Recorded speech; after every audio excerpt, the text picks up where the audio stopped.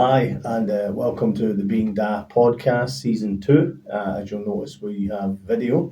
We're in this lovely recording studio. My name's Joseph, and this is Doug. Good to see you guys. Hi, guys, and we are both dad coordinators at Homestart Glasgow South. And if you listen to season 1, you'll know that we run an antenatal workshop in Glasgow in the Victoria Hospital.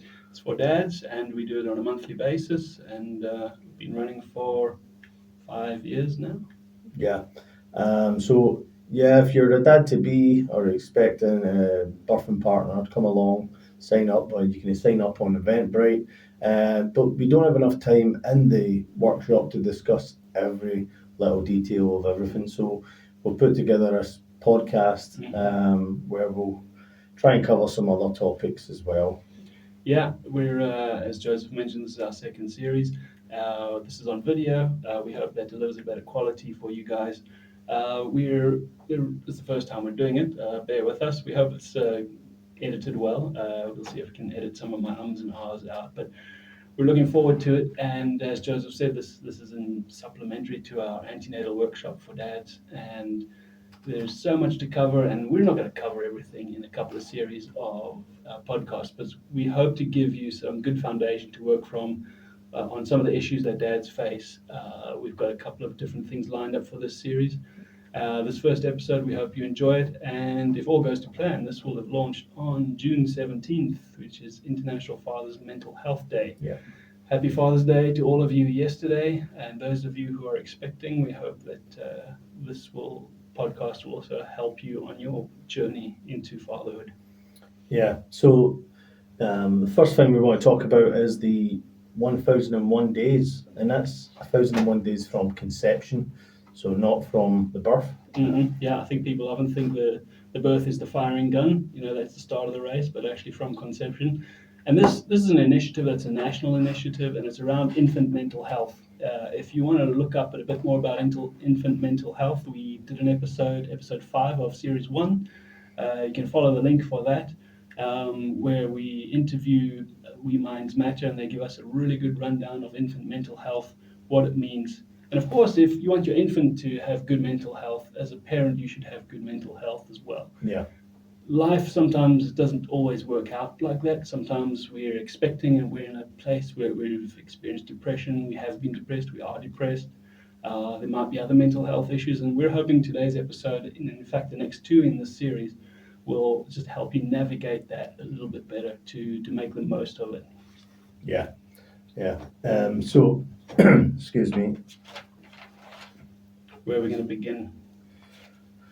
I mean, it's a lot. It's a big topic, isn't it? I think the 1001 days, like we said, the first bit is the pregnancy. So typically people say, well, you're pregnant for 9 months. Normally what we work in is weeks. So pregnancy, normally you're looking at about 40 weeks.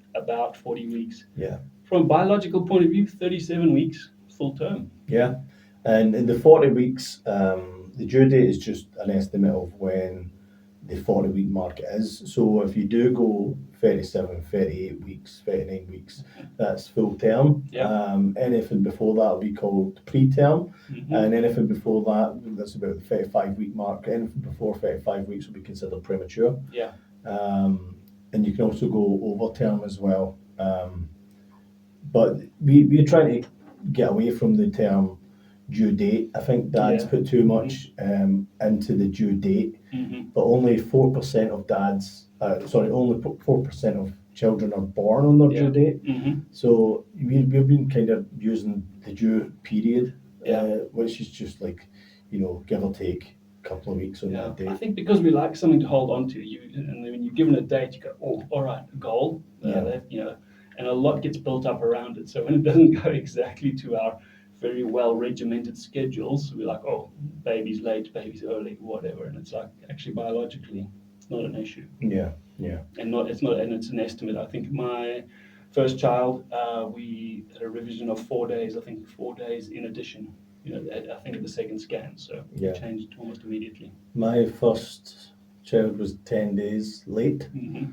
And my second child was 4 days late. My second was 9 days late. Yeah. So late. And we just want to say, we realize we were not the ones carrying the child.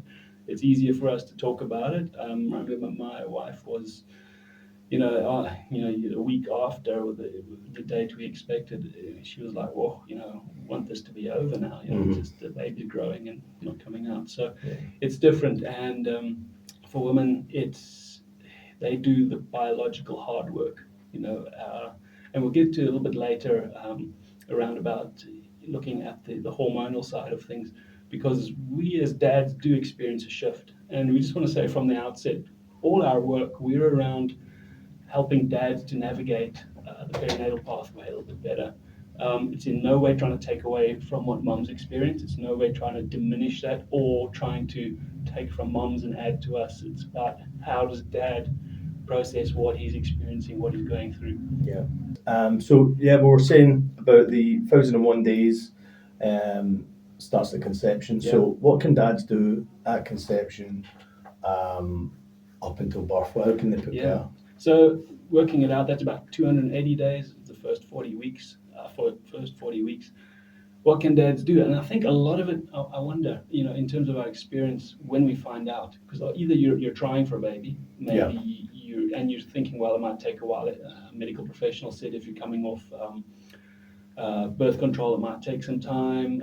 And there's always that managing of expectations. It could take weeks, could take months, could take a long time. If this is your first child, you're not sure in terms of the reproductive capacity. So it can be a challenging time for those who want to fall pregnant and aren't.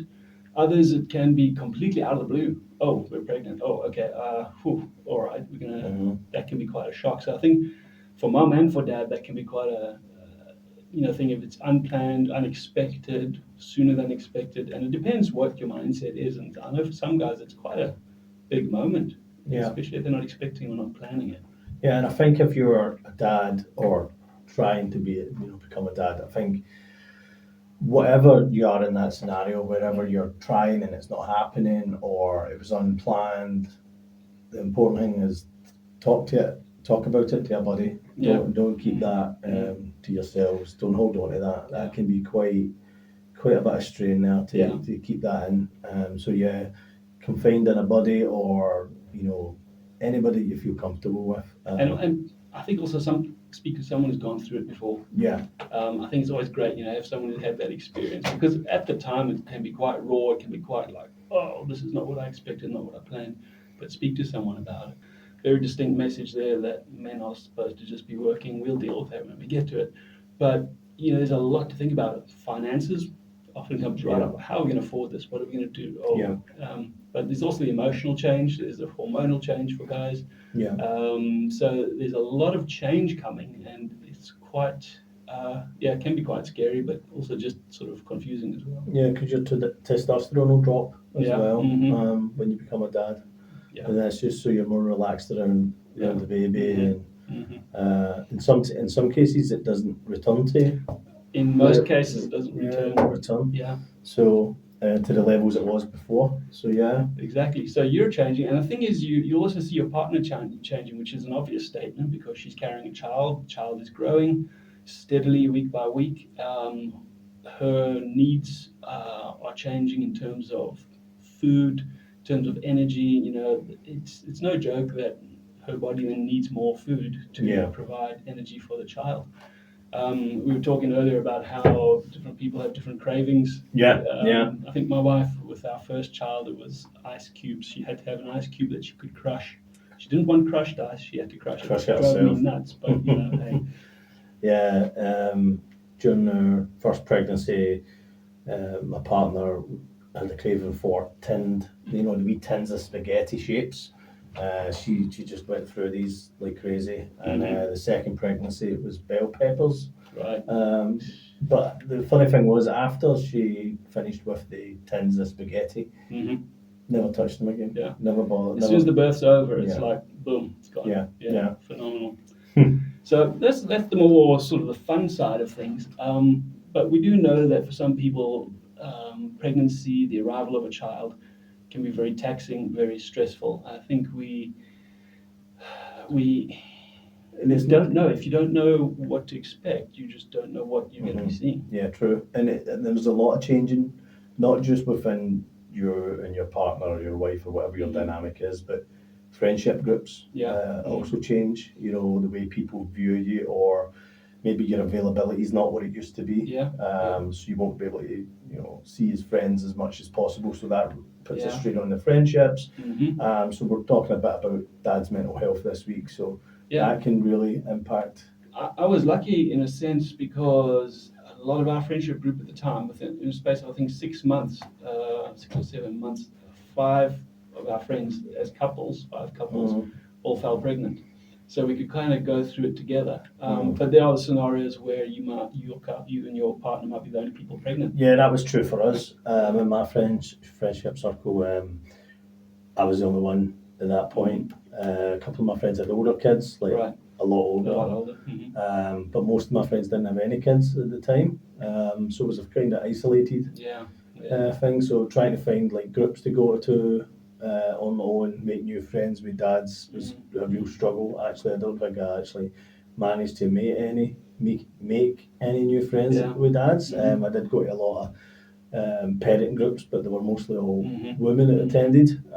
That's just the way it was back then. But I don't know if you found it, but at sort of that time during the pregnancy, you start getting maybe a little bit more once babies arrive, but you start getting comments like, "Oh, life's changing forever. Life will never be the same again." And oftentimes, either follows up with that person's own very specific experience, which could have absolutely no bearing on your own experience, or there's sort of these general comments that are not qualified and unsolicited for one, but unqualified. They don't go into details and they don't leave you feeling sort of in a better place. Yeah.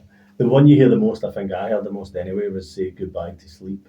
Yes. It was, oh, bye to sleep. And even when the kid's sleeping, you'll still not get a proper sleep because you'll be worried the whole time. So, that's probably the one I heard the most. But sleep will come back. You will get there. Eventually. I think also what starts happening is you'll start having, and I mean, we would recommend it as well, in terms of if you're smoking, if you're drinking, we would recommend reducing. Now, some people might say, forget that, not interested, don't care, not going to do it. Others would say, okay, yeah, I want to do it, but I've tried in the past, I've struggled, I'm not getting it right. And all of a sudden, you've got this kind of window that says, right, by this point, you're really hoping that by the time baby's born, you've reduced your smoking, reduced your alcohol consumption, narcotics maybe, and it's now you have to kind of get it right. Get it right. I mean, if you can't quit smoking altogether, which you should absolutely be at your best try. But if you can't quit smoking, don't smoke around your partner. Your pregnant partner, don't smoke around her. And also try and exercise more. You can do that during. Encourage mum to do a bit of exercise as well. And we're not talking like a real heavy duty workout. Just come just go down to the gym and pump iron. Arnold Schwarzenegger session or anything like that. But maybe just a quick walk or something like that's fine. And I think that also helps with our mental health, just being a little bit more active. And I think that's one of the bigger changes, because when baby arrives, you are going to be more active, whether you like it or not. You've got this little bundle to look after, and it's so we talk. It's challenging. We're not going to go into a whole episode on substance misuse or struggling with alcohol or smoking, but there is help out there if you want it and if you need it. It's really a case of you learning to prioritize a young, small human being's needs over your own, and it starts pre-birth. It's not just birth onwards. I think there's the one thing we do really recommend, and this is where infant mental health and your own mental health come into play, and that is talking to the baby. A lot of people think, well, it's just something you do to entertain yourself or whatever, but children, when they're in the womb, they can hear, they can recognize your voice once they're born. From about 16 weeks they'll be able to hear. Some say even earlier than 16 weeks, but from about 16 weeks your baby should be able to hear you. And if you feel recognize you, your voice. Use your tone, singing tones. If you can sing, even if you can't sing to your baby. I know it feels a wee bit silly, but there's benefits to it.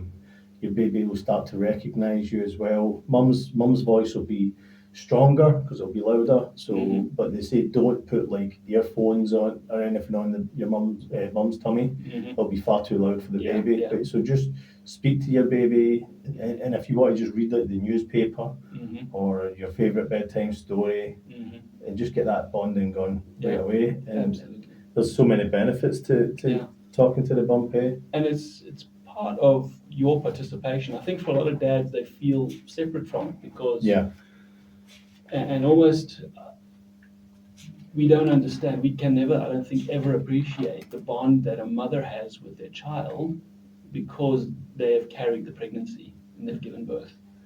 It's almost like for us, even though we see what's happening, we know she's pregnant, we've seen the scans and everything, we can never fully appreciate what it is to carry, what it is to not only experience the birth, but to feel that child growing. And that bond is established earlier. For us, it's almost very theoretical until we see the child come out. And it's to start, things don't start when the child is born, they start way before. And just getting used to being part of it, part of the child's life, because they do know your voice and they Well, don't it helps need with the visual baby's confirmation. development. Yeah. Yeah, it helps with the baby's development. Also helps them feel safe and Yeah. secure. Mhm. It'll reassure Yeah. them. They'll get to know your voice and other people's voices as well. Yeah. And hopefully that reassures you that by speaking to you, the bum, by talking to baby, there is already that establishment, and it helps nurture and grow their own sense of safety. I think we were reading up about the brain, and we start with 200 billion brain cells, but as the brain extends its circuitry and makes the connections, the cells that are unused die off. And this engagement, this talking to the baby, to the bump, singing, that helps form already those connections in the brain. There is something there already. So, contrary to not popular belief, but some people think there's a blank slate. It's like, no, they come with a lot of things themselves and they're looking to be safe in this world that they have no idea or knowledge about. And hearing mom's voice and dad's voice is a great way for them to know, actually, these are the voices I know and I feel safe with them. Yeah, yeah. So we're also going to talk about what dad can do during pregnancy, just before we move on to paternity. Yeah. So top tips would be to prepare meals in advance. You probably heard the term nesting. So the woman's nesting, so apparently they'll be cleaning everything and getting ready for the baby to arrive. Dads also kind of nest in a sense. They want to start building the flat packed furniture and getting the nursery ready, building the cot and whatnot. So try and make time for that. I think the guys in one of our WhatsApp groups this week were talking about the challenges of building cots. Yeah. Or not, Some of them are really easy. straightforward, some of them are a bit more tricky, especially the prams, Yeah. building the prams, I think ours arrived in a box and you folded it out and that was it. Yeah, same. We pressed a button and Yeah. clipped it together and that was it. We didn't do anything really, but so make sure you make time for the male version of nesting, which is building all the furniture and whatnot. And then also, if we can, before we go into paternity. No, and you go. I'm just wondering in terms of what you'll be going. So you'll be going along to scans. You'll be going along to midwife appointments. Hopefully, please do try to take the time to do that. Yeah. But what you'll quickly find is that there's a lot of focus on mom and baby, and obviously we're not trying to draw away from that. But oftentimes it can feel like, well, I'm surplus to requirements. Why am I here? I'm not going to learn anything. I'm not carrying the baby. Any number of things. But often we've seen that guys feel excluded. They even want to be included. They're maybe not sure on how to be included, but they feel, well, maybe I'm surplus to requirements. And this, if you have poor mental health, this can feed into it. This can feed into feeling, not important. Yeah, that redundant kind of. Yeah, maybe not worthless, but not worth a lot. And that you can often find all the way through, unfortunately, through the perinatal pathway. We're working to change that, to change attitudes and approaches, and organizations and various training organizations are taking that on board. And we want to see practice change so that dads feel more included and are more included in the process. So just be aware that just because you feel excluded doesn't mean you're not important. It's come out of various practices, expectations. Sometimes people try to reinforce the idea, well, you're just the man, you come along when it's time to change nappies, then we'll be in touch with you, kind of thing. But that's not at all how parenting works. And you are important from the get-go. Sure, you're not giving birth, you're not doing the hard work in that respect, and we're not, again, trying to take away from what mum's experience. But dads are part of it. It's a different experience. We observe, we witness, and what we witness can sometimes be difficult. So we'll deal with the birth in the second episode, but the first 280 days or 40 weeks, whatever, this is kind of the things you can expect. But the big one, I don't know if were you going to cover something else before paternity? No, I was just going to say, when you're booking in, when your partner's going to the booking in clinic, the things they're going to ask, they're going to take our height and our weight, blood pressure, pee sample. They might even take a blood sample on occasion. So this is a good time. You'll also get booked in for your first scan at this point.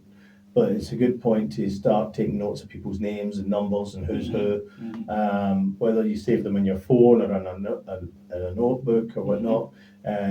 Keep all the names of your midwife, your GP, who you're going to call in certain situations. And remember, if you can't get a hold of the team, you can call 111, and if it is an emergency, just dial 999. Start from that very beginning point. Take note of who you're dealing with, who's your midwife, and because, like Doug was saying earlier, dads are sometimes left to feel redundant at these kind of visits. Any questions they get just bury them and just say, I don't know, really that important at this point in time, so I'll no ask. Ask the midwife your questions. They will answer. They're a great resource to lean on. Go for it. Ask any questions you have. Because you will have questions you want answered. And part of your role is to sort of just be not only part of the process, but you are the one that's going to be with your partner most of the time. So you'll be able to observe her, see how things are going. Not necessarily pick up on everything that's going on, but you'll be able to notice changes. Sometimes you've got to keep an eye out. We're not going to discuss specifically perinatal depression here, which is the now preferred term to postnatal. Although there's a bigger discussion as to if you were depressed before baby was born, is that prenatal depression? No, we'll in the next episode, I think it is, we're going to be looking at paternal perinatal depression. Let me check my notes there. Because that is a real thing. But we're not going to talk, there's a lot of resources for mums. There's not a lot of resources for dads. That's what we're going to focus on. We'll just finish up this episode real quick. Perinatal. Not perinatal, paternity leave. Paternity leave. Big one for us, guys. So you will be entitled to paternity pay if you are working. If you've worked for your employer for a number of weeks, you'll get it. So paternity pay, if you're self-employed, is an absolute nightmare. It doesn't exist. You don't get it. I think there's insurance for that, I believe. I don't know anyone who's actually accessed that. Most guys we speak to who are self-employed cram all the workload in prior to the baby's due date. Which brings its own stress. And it makes them less available for mum as well. So it's a double-sided sword, really. Also, you won't be entitled to it if you're on any benefits or unemployed. But if you are employed and you are entitled to it, you can get up to £184 and 3 pence per week. You can take 2 weeks off.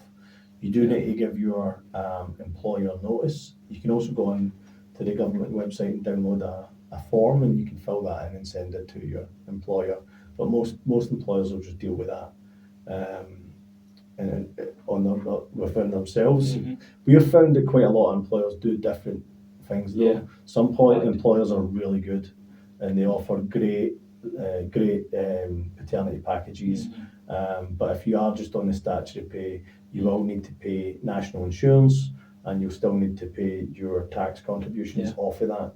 So you can take quite a hit. Also, if you earn less, it will be 90%, whatever's less. It's a bit So read the fine print in your contract. Some companies, they would not have had anyone sort of question the policy. Some companies publicly say one thing, but practically do something different, and that might be an opportunity to challenge that. Yeah. There was a recent initiative by Fathers Network Scotland and the Fatherhood Institute to raise statutory paternity leave to 6 weeks, but that was very quickly pushed back, Yeah. unfortunately. Yeah, and you can do shared Yeah.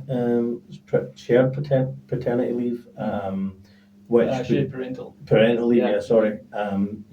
So that'll be 50 weeks. You can get 50 Yeah. weeks on that, and you can split it however you like.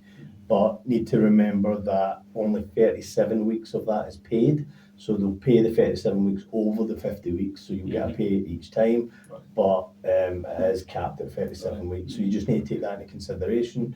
And also, if you're going to split it, you can split it, offset it, so mum takes the first 20 weeks, and then you share the rest, split the rest. That's just an idea. It's up to yourselves. We recommend that you try and get as much time off at the beginning as possible. Because you don't know what's coming down the line. Yeah. You know, it might be a difficult birth, and mum has a lot to recover from. And every family's different. Every setup's different. Every birth's different. So it's hard to really say what's best for each individual. Yeah. But if you can take annual leave or paternity leave and cram it all together, it's really useful in the beginning at the term. Absolutely. So I have a question. In terms of what was your high point in those first 280 days? Oh, well, now you're asking. I've got a few light bulb moments. I don't know if they were high. I just remember. Let's go with light bulb. Maybe shocking, maybe more shocked. Yeah. One was when I found out I was going to be a dad. Yes. My partner took me to Starbucks to tell me. I knew something was off, but she took me to Starbucks. And I had a kind of idea. Did she order a baby chino just as a hint? She wasn't sure how I would take the news, so she wanted to do it in a public place. So that's I don't know what that's saying, but yeah, I was delighted. We weren't trying at that point in time, so yeah, it came as a bit of a shock to us. I still felt I was too young to become a dad, even though I was 29 at the time.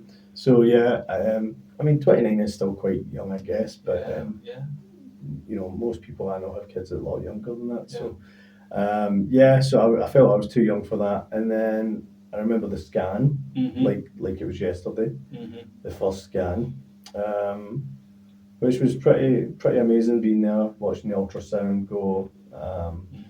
You're only getting 2 40s these days. They only give you 2. They're not supposed to give you 2. I think we left with like 16. We couldn't see a certain part. I don't know how you pulled that off, man. Yeah, I don't know. I think if we wanted a second one, we had to pay for a second one. So we got lots of 40s, but it was because they couldn't get a clear picture at first. Yeah. And then the next one was the birth itself, which was quite heavy going, exhausting, tiring. For me, never mind my partner. What about her? She was all right. But so the other 3 kind of peak moments. I remember thinking the week before the due date, again, we're going to that due date again, but the week before the due date, and I was thinking, oh my God, this time next week I'll be a dad. Right. And that was a bit, I was walking the dog at the time, and I remember thinking to myself, this time next week I'll be a dad. And it turned out I wasn't, because she was 10 days late, but you got a 4-day reprieve, 3-day reprieve. It's quite a thought. Yeah. For me, it was the scan. I think. I mean, we were trying, so we were like, oh, okay, great, we're pregnant. And the scan, I guess, you'd always heard about the ultrasound and everything, and you sort of like, oh, okay, all right, it's just a check, Oh, look, there's a baby. All right, bye-bye. They check a lot more than you think, though, eh? Yeah, so going in and, I admittedly nerded out a little bit at the machinery, but that moment when I saw my son's profile, that was a turning point. That changed, because that made it a lot more concrete. Because I was like, yeah, for sure you're pregnant. I had no doubt about it. And when I saw his profile, and it was light bulb. It was earth shattering. It was like, wow. So it's almost, to be a bit cheesy, it was a bit like a bit of a shaft of light came down, and it just did this very intimate moment of seeing my child for the first time. It was, yeah, truly amazing. The birth, yeah, different, but profound nonetheless. And yeah, we'll maybe go into a bit of detail in the next episode. But yeah, I think that's us, guys. Hope that's been helpful, and hope you've learned a little bit. It's a journey. There's no manual to it, so don't worry about it. It's new to all of us, but this is the great part: is we get to make the road by walking, to use an old phrase. Yeah, because the baby is its own journal, isn't it? Its own textbook. That's this. But thanks for listening, guys. The next episode we will cover a bit more on the 1001 days. Yeah. So yeah, keep listening. And catch you next time.